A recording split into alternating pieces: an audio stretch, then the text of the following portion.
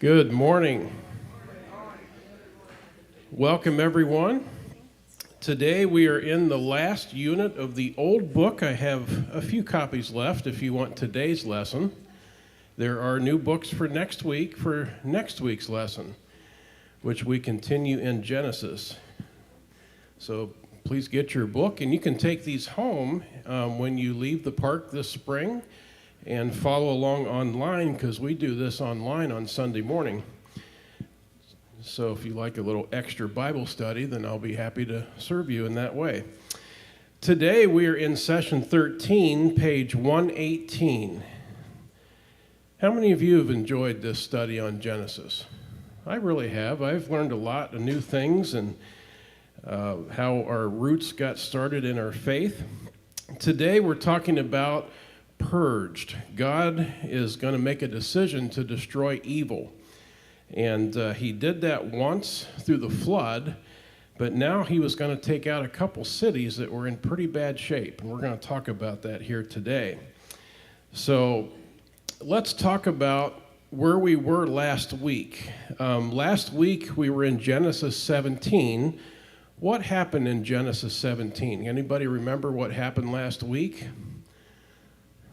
That's okay. Don't feel bad. I'm that way too. I know what I did yesterday, but Friday, not a chance. Okay. Last week, God says to Abraham, their new names, Abraham and Sarah, you're going to have a child. What did both of them do? Laughed, right? Okay. They're 99 years old. And Sarah's right in that, you're not allowed to say what the woman's age was, but she was right around there.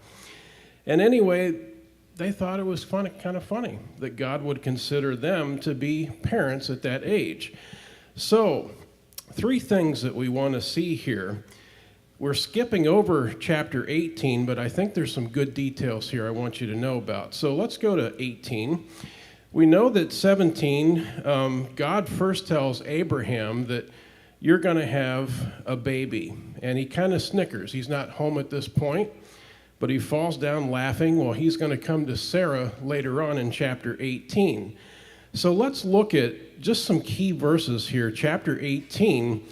And you'll notice between where we are today in 19 and chapter 18, God is the narrative in chapter 18. He is telling the story. Moses, of course, penned it out, but it's God's story in his voice. Chapter 19 is Moses writing the letter. And you can tell this by God being the narrative because there's a bunch of first-person statements in this chapter. So notice here in chapter 18, the Lord appeared again to Abraham near the oak grove belonging to Mamre. One day, Abraham was sitting at the entrance of his tent on the hottest part of the day. He looked up and noticed 3 men Okay? This is kind of like where Jesus is walking over the earth and talking with people. This is sort of is the same kind of idea. So there's three men, take note of that, standing nearby. When he saw them, he ran to meet them, welcomed them, then bowed down to meet them. And he says, "My Lord, Adonai." He knows that this is deity standing before him. So we know that he says, "Come in, I want to entertain you. You're on a journey, come into my house. Let's spend some time together." So these three men, and you notice in the end of verse 5, they said, "All right," they, plural, said, okay, "and we'll do as you said." So down in verse 9, they say, "Well, where is your wife Sarah?" Well, she's inside the tent. So she's kind of in a little different location, but she can kind of hear, what's going on. So one of them said, "I will return to you in about this time next year, and your wife Sarah will have a son." Sarah's in the tent and hears that statement, and she laughs. Okay, this is interesting. So Abraham and Sarah were both very old. Sarah kind of gets a chuckle of that. "You mean that old guy in there is going to give me a child? Come on." So she kind of treats it a little bit humorous. Well, verse 13, the Lord said to Abraham, and keep in mind she's in a different area. So we know that three of these beings are here. One is God himself, and two are angels, and I'll show you how that we know that. But anyway, so God says, "Sarah, why did you laugh? She's not even there," And so he's calling her out. Then the men got up from their meal, and we have to look at verse 15. So Sarah was afraid. She denied that she didn't laugh, but God said, "Oh, yes, you did. I heard you say that. I heard you laugh." So God has a great sense of humor. Well, anyway, so the men got up from their meal, looked out towards Sodom, which is down over the valley, and Abraham went with them to send them on their way. So Jewish law mandates that when you have guests leave your home, that you make sure that they are escorted through rough territory, and you pay their way for an escort.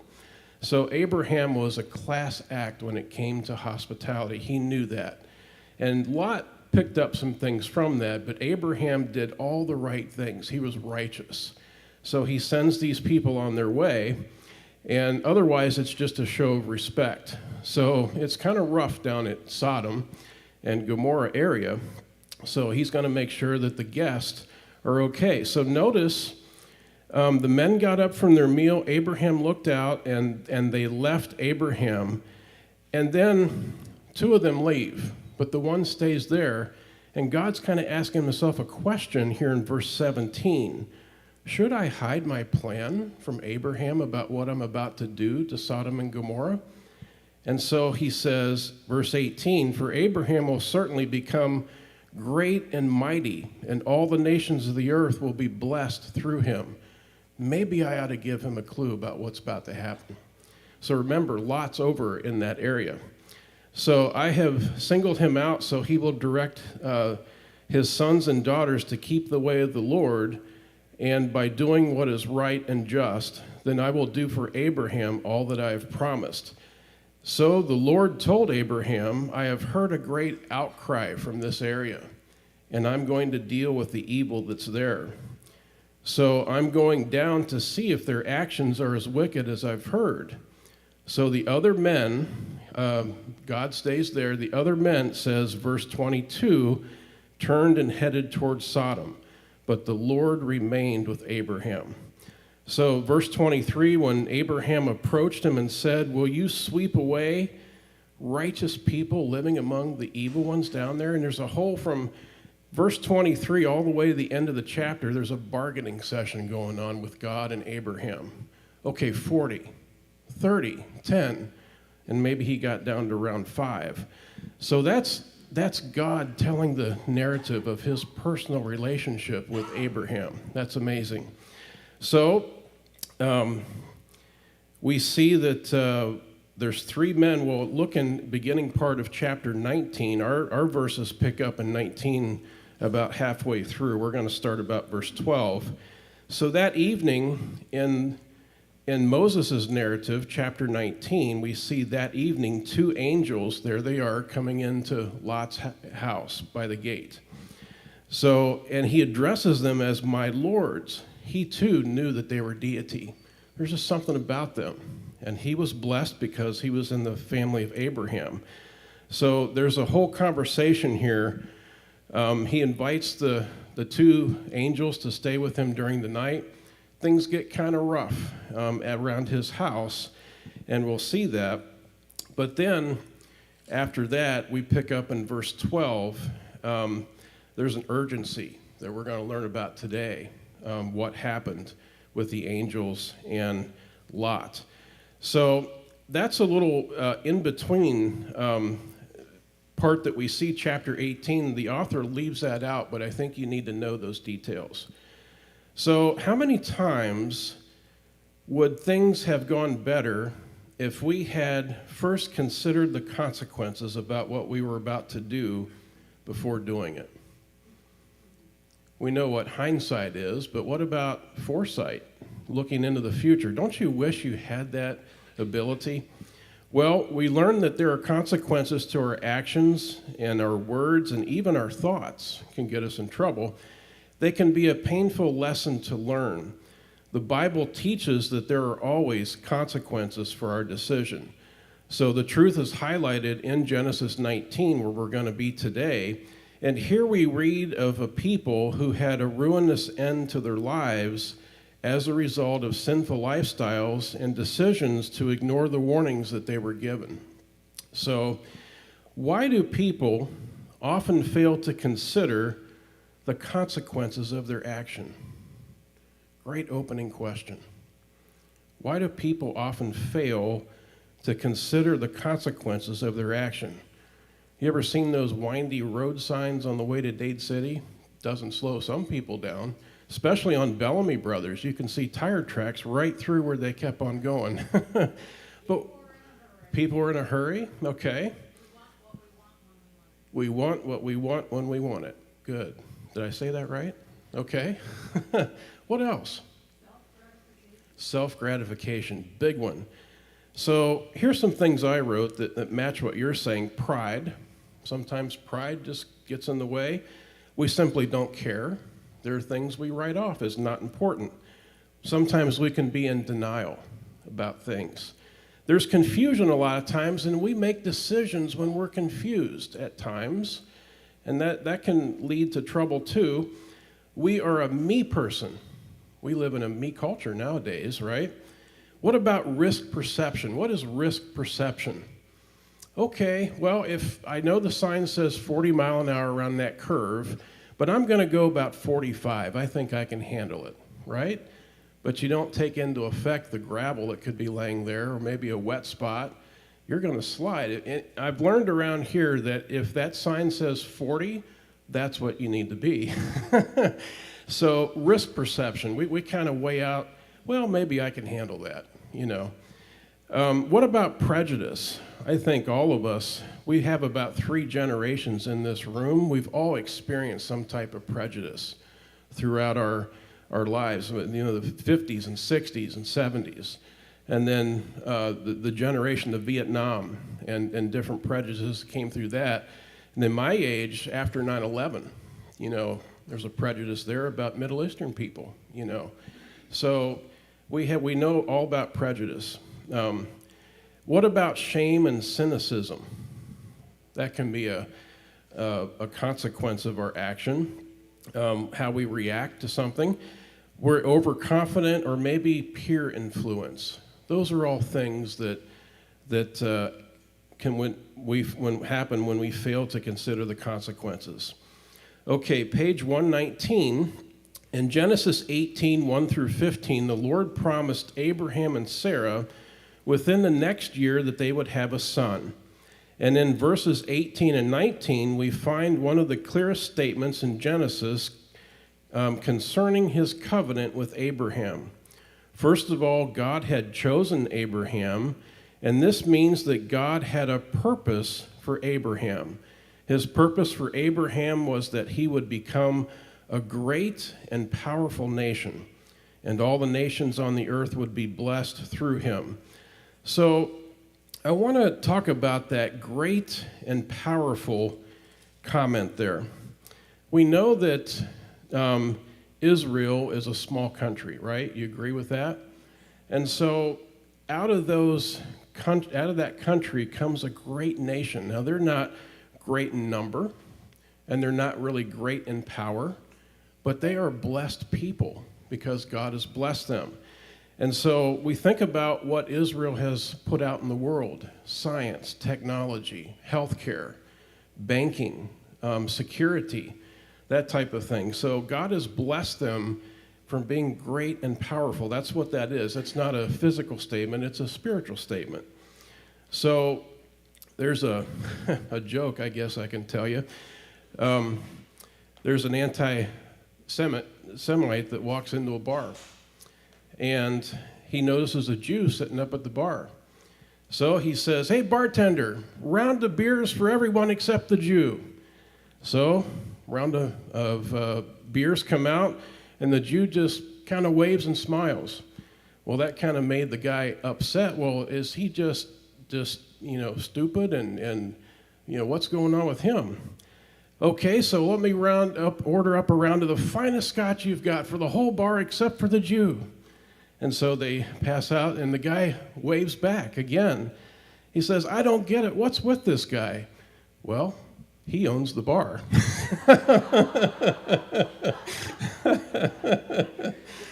So that's kind of a joke about how wealthy and prosperous people can be in that area. So that's funny. So we get to when Abraham realized that God was about to bring judgment on these two cities. He demonstrated an understanding of his calling and revealed something of his godly character by interceding to God on Sodom's behalf. And Abraham bargained with God to spare the people. So we see that God has a compassion for lost people. And Abraham did too, and they're talking about this. And God is, yes, I will save 5 people out of the whole city if I find them righteous. But he's not willing that anyone should perish. We know that statement in the New Testament. So God finally said he would spare the people of Sodom if there were 10 righteous people in the city. When God's angels arrived in Sodom, Lot met them and invited them into the home. Even Lot had not joined in the wicked ways of the Sodom, but the text indicates that he had put himself and his family right into a no-win situation, And the angels' visit demonstrated just how depraved the men were in the city. Every one of them, young and old, surrounded the house, and it was an evening, and things got a little dicey. You can read the details there. So when the mob became unruly, the men were struck blind by the angels, and they couldn't see. Now that happened also during Passover in Egypt. There was a thick darkness, a plague of darkness, that not even the Egyptians could see, but the Jewish people could see through that. God led them to safety to their homes.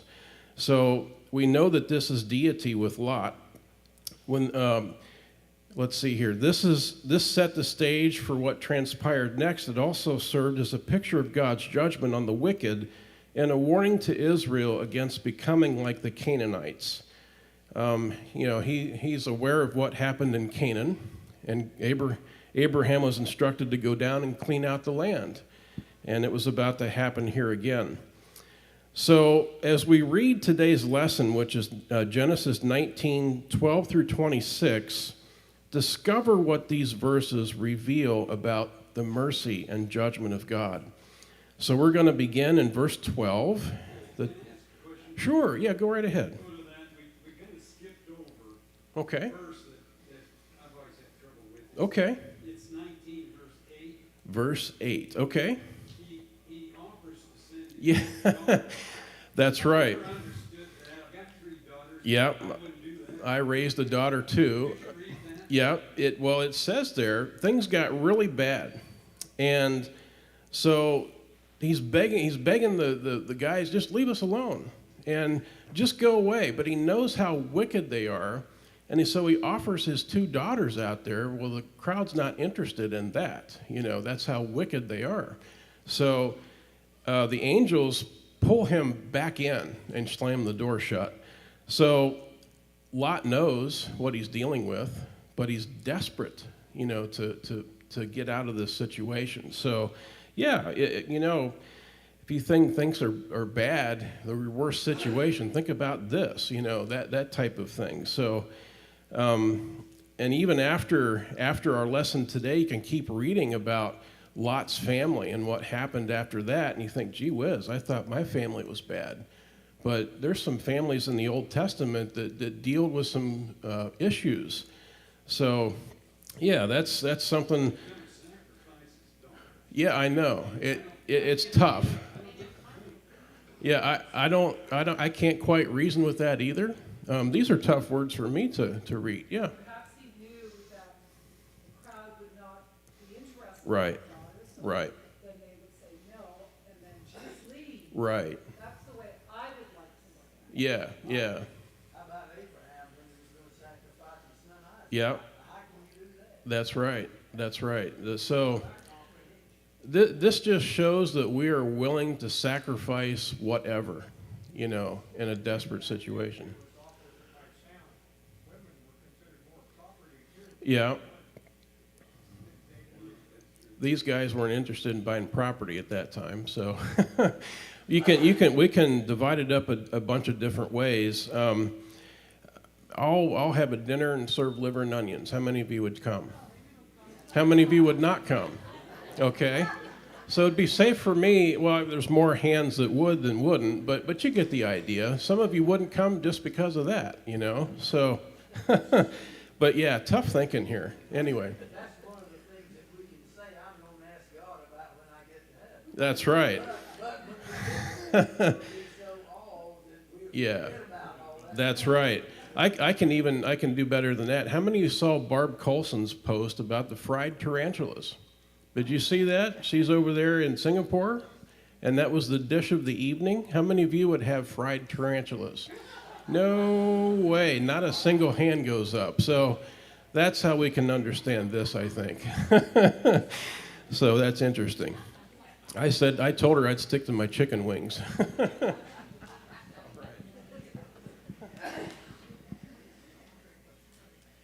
Then the angel said to Lot, "Do you have anyone else here, a son-in-law, your sons and daughters, or anyone else in the city who belongs to you? Get them out of this place, for we are about to destroy this place, because the outcry against its people is so great before the Lord that the Lord has sent us to destroy it." So Lot went out and spoke to his son-in-laws who were going to marry his daughters. "Get up," he said. "Get out of this place, for the Lord is about to destroy the city." But his son-in-laws thought he was joking. At daybreak, the angels urged Lot on. "Get up, take your wife and your 2 daughters who are here, or you will be swept away in the punishment of the city." But he hesitated. Because of the Lord's compassion for him, the men grabbed his hand, his wife's hand, and the hands of his 2 daughters. They brought him out and left him outside the city. As soon as the angels got them outside, one of them said, "Run for your lives. Don't look back and don't stop anywhere on the plain. Run to the mountains, or you will be swept away." Okay. So we know what a tsunami warning is. It sends out great panic when that alarm goes off on some coastal areas throughout the world, and people run for their lives. It's interesting that the animals know that's going to happen a couple days ahead of time, and they get their young to safety. And they all gather in the high spot together and don't attack each other for a few days. That's amazing. But kind of the same thing. A warning is coming, a tsunami warning of Genesis 19. So in verses 12 and 13, Lot thought he needed to save the angels from harm, but Lot was actually the one that needed saving. Once the angels ended the immediate threat of the men of Sodom by blinding them, they asked Lot, "Is there anyone else here that's in your house?" And Lot said, "Well, yeah, there is. My daughters and their husbands." And so, let's see, to him who needed to be warning about the coming judgment, the angel's question reminds us that God cares about people that we care about. We serve a loving God, and he's concerned about our entire family. And so the fact that the angels were even in Sodom to save Lot and his family is a testimony to God's commitment to Abraham and to save those that mattered to him. So Lot had some poor decisions that he made, and he was distressed by the immortality of the people there. But God saw fit to only save Lot.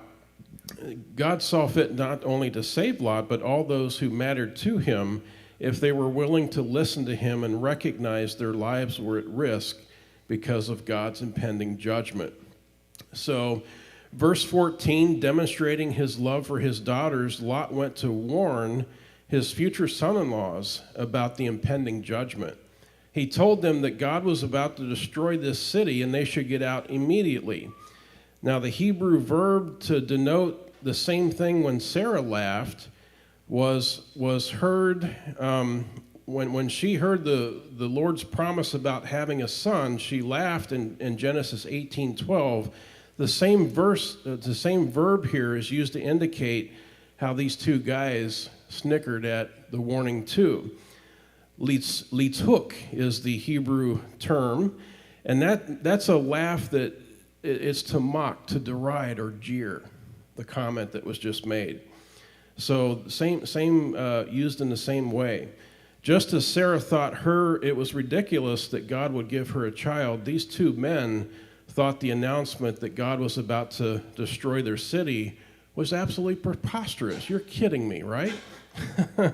So in verses 15 and 16, notice that Lot and the daughters left. These two guys stayed behind. So they never did leave. So that's heartbreaking. These two men underscored the foolishness of ignoring God's warnings and judgment. In verse 15, at daybreak the next day, Lot and his family still hadn't moved to get out of the city. So Lot's he was a businessman, in a city, and he was probably going through paperwork. Now, I probably need to take this. This doesn't matter much, but he's probably got all these boxes he's ready to load on a wagon. But it was urgent to get out. But he hesitated. Even Lot did not participate in the sins of the people of Sodom, but he apparently had enough of an attachment to the lifestyle that he enjoyed in the place that he struggled to loosen his grip on it and save his life and his family. This is what happens when one settles into a situation that is spiritually compromised. It's a lesson for us. So the angels graciously grabbed Lot's hands and the hands of his wife and his two daughters, and they booked out through the countryside. So they physically led them outside of the city, and this happened because of the godly man's intercessory prayer, which we see in Genesis 18:22 and 33, and also James 5:16 makes a reference to it. So a God who is great in his compassion and tender mercies goes to action to save these innocent people. And so what a wonderful truth that God has compassion on his children, even when we hesitate to trust him completely. So the question is, why did the angels grab the hands of Lot and his family? They weren't leaving. God's grace and mercy. Have you ever had a brush of death experience? What's your reaction? How many of you have had that? Nearly hit by a car, fallen off a cliff, maybe slipped and hit your head, near-death experience. Okay, what are you feeling at that time? God's not done with me yet. Thank God. Okay, what about you? It's great to be alive. Okay. I kind of felt that way after our game yesterday. The Yankees trounced the Tigers 22-10 yesterday. Steve laughed the whole time. But think about, it's like pulling your child from the path of a rushing car. That's what was going on. That's the compassion of God, to do that for us. And so these two angels are grabbing this family to safety. So that's significant. That's the kind of God that we serve. In verse 17, when the angels got Lot's family outside of the city, one of the angels still had to exhort them to run for your lives. Don't look back and don't stop anywhere on the plain. Don't look, Ethel. Keep on going. And run, Forrest, run. We're familiar with that, right? That's how urgent the situation is. So why do people ignore or hesitate in the face of God's promised judgment? We have a natural attachment to what is unholy or considered wicked by God. And we're desensitized to some of the things that God says is evil. So we try to hold on. It slows us down. So, great story. This is the height of the lesson here, all the way in the back. Peggy. Also think it was a pretty surreal situation, and I wonder if Lot really wrapped his mind around what was happening. Yes. Yeah. Very surreal situation. Could Lot really understand? I don't think we would fully understand. We're told that there's an asteroid headed towards Earth. I don't even know what the date is, but does that concern you or not? Doesn't me, but it greatly concerns some people. You know, people are into that kind of thing. So that's that. You know, we're just like that. People aren't any different in the Bible than we are. So let's go on to verses 18 through 22, and Roseanne, our esteemed scripture reader, is going to take over here. Sorry, I missed my cue. But Lot said to them, "No, my lords, please, your servant has indeed found favor with you, and you have shown me great kindness by saving my life. But I can't run to the mountains. The disaster will overtake me, and I will die. Look, this town is close enough for me to flee to. It is a small place. Please let me run to it. It's only a small place, isn't it? So that I can survive." And he said to him, "All right, I'll grant your request about this matter too, and you will demolish and will not demolish the town you mentioned. Hurry up, run to it, for I cannot do anything until you get there. Therefore the name of the city is Zor." Okay, we have a little town in Ohio named Zor, just south of Canton. It's in Tuscarawas County. So I can relate to that. Something significant. Lot is realizing his limited ability to get where he needs to go. And so it's a reality check. And so the lesson here in short form, if God has told you to do it, then God is going to enable you to get there. And he always works in that way. He never makes a mistake, he never fails, and he never comes up short. So if Lot was told to run for the mountains that were probably 3 or 4 miles away, he would have enabled Lot to get there. So that works in our lives too, supernaturally. So Lot was still questioning God. Yeah, at that point, yeah. And, he's probably being drug along, Wait a minute, I can't do this, So, do your responses typically resemble Lot or Abraham? Think about that in your personal life. Abraham lived a godly life, separated from evil. He even let Lot choose where he was going to settle. Abraham was completely righteous. Moses was like Abraham in that way, and Abraham and Moses chose by faith because they knew that God was going to take care of them. Lot, however, lived a godly life, but it was mixed in with evil surroundings. And so David did the same thing.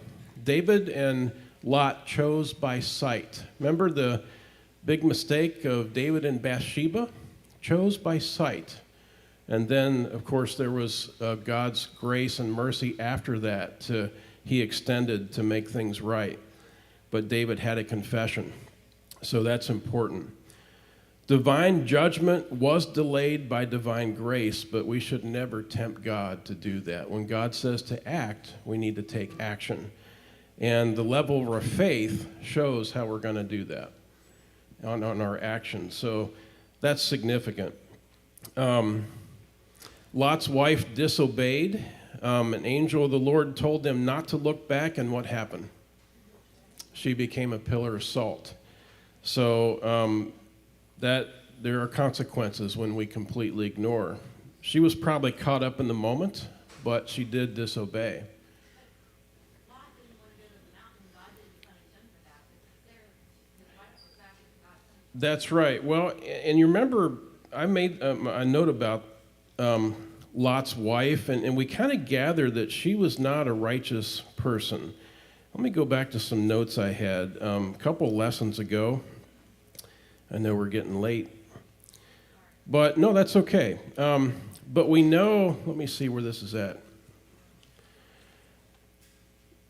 Genesis 19 talked about her turning into a pillar of salt. Jesus talked about her in Luke 17, verse 32, as being unrighteous and not obeying God. Also, the book of wisdom in the Apocrypha of Solomon tells in 10:7 calls her an unbelieving soul. Those are extra books that didn't make it into the canon of the Bible. Even the Quran calls her in chapter 26 a wicked old lady in the Islamic holy book. So there's some references that kind of tell us that she wasn't on the up and up and maybe unequally yoked with Lot. So that's interesting. Something we should never form judgment, but there's some things that were written there, and Jesus mentioned it too. So one last thing before we close. Angels entertained Lot. And Hebrews 13:2 says, "Do not neglect to show hospitalities for strangers. They thereby might have entertained angels without knowing about it." So we too possibly could entertain angels without knowing about it. Have you ever entertained an angel? How about a stranger or someone unknown to you who came on a scene with a special need? Maybe they had a physical or emotional need for affirmation or acknowledgement. Perhaps they just needed a bite to eat or a place to lay their weary head. And we're told who or what is an angel. The biblical definition of an angel is a messenger sent for a variety of reasons with a specific purpose. So the word unawares means it's likely you don't know it when this opportunity comes.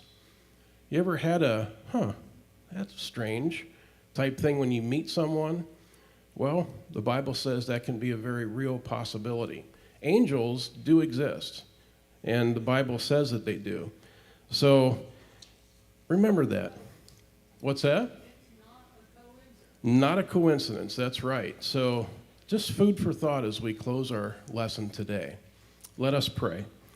Heavenly Father, we are intrigued by all these details about your grace and mercy and the conditions around us at times. And Lord, I believe you're teaching us a lesson about our obedience and willingness to obey you, and also have complete confidence in the things that you ask us to do.